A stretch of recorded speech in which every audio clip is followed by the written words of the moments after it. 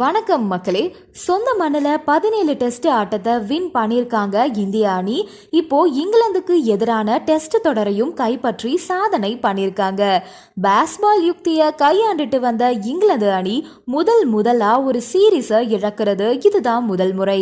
England captain Ben Stokes தோல்வி பத்தி என்னதான் பேசியிருந்தாலோ இந்த தோல்விக்கு காரணம் பென் ஸ்டோக்ஸ் தான் அப்படின்னு ஜோ ரூட் சொன்னது பரபரப்பை ஏற்படுத்தியிருக்குது.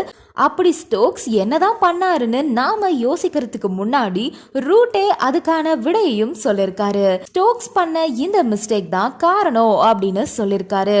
ரோஹித் சர்மா மற்றும் ஜெய்ஷ்வால் பார்ட்னர்ஷிப் போட்டு ஆடிட்டு இருக்கும் போது அவங்கள எப்படியாச்சும் அவுட் ஆக்கிடணும் அப்படின்னு நாங்க முயற்சி பண்ணிட்டு இருந்தோம்.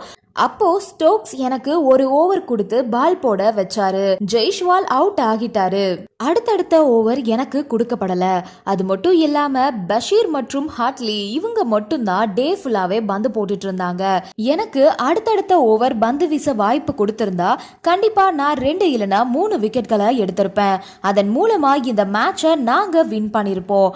அந்த வாய்ப்பு ஸ்டோக்கால தான் போச்சு அப்படின்ற மாதிரி ஜோ ரூட் பேசிருக்காரு. நன்றி, வணக்கம்.